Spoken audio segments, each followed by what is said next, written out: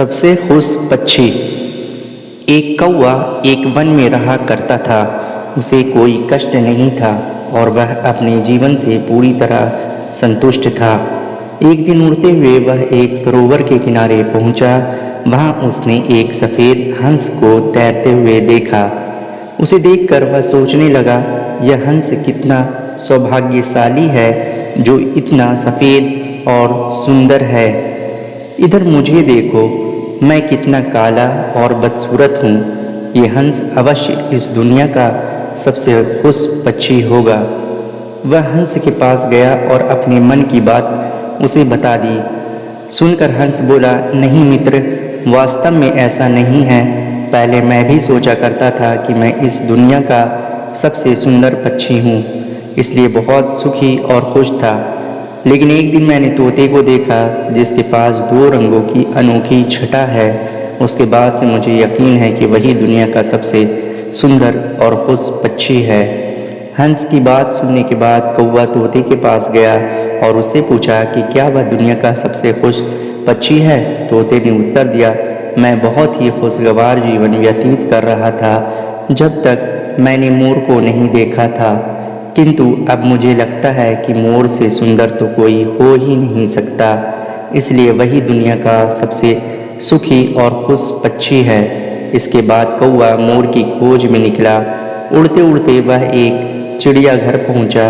वहां उसने देखा कि मोर एक पिंजरे में बंद है और उसे देखने के लिए बहुत सारे लोग जमा हैं। सभी मोर की बहुत सराहना कर रहे थे।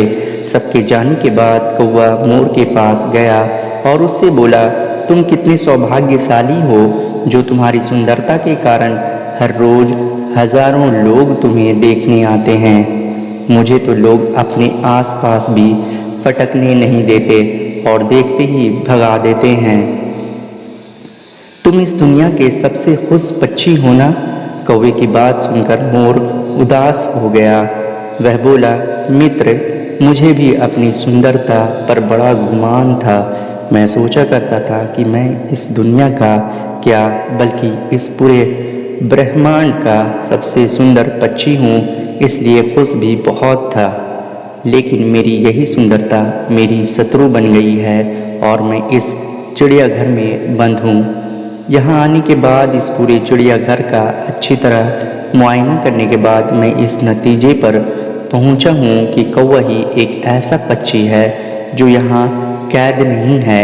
इसलिए पिछले कुछ दिनों से मैं सोचने लगा हूँ कि काश मैं कौवा होता तो कम से कम आज़ादी से बाहर घूम सकता और तब मैं इस दुनिया का सबसे सुखी और खुश पक्षी होता। दोस्तों, इस कहानी से हमें ये सीख मिलती है कि हम हमेशा दूसरों को देखकर व्यर्थ ही स्वयं की तुलना उनसे करने लगते हैं और दुखी हो जाते हैं। ऊपर वाले ने सबको अलग बनाया है और अलग गुण दिए हैं। हम उसका महत्व नहीं समझते और दुख के चक्कर में फंस जाते हैं। इसलिए दूसरों के पास जो है उसे देखकर जलने की बजाय हमें हमारे पास जो है उसके साथ खुश रहना सीखना चाहिए। खुशी बाहर ढूंढने से नहीं मिलती, वह तो हमारे अंदर ही छिपी हुई होती है। दोस्तों, आपको मेरी ये वीडियो कैसी लगी कमेंट करके ज़रूर बताएं और वीडियो अच्छी लगी हो तो वीडियो को लाइक कर दीजिएगा और इसे अपने दोस्तों में ज़्यादा से ज़्यादा शेयर कर दीजिएगा और इस तरह की वीडियोस देखने के लिए मेरे चैनल को सब्सक्राइब कर लीजिएगा। शुक्रिया।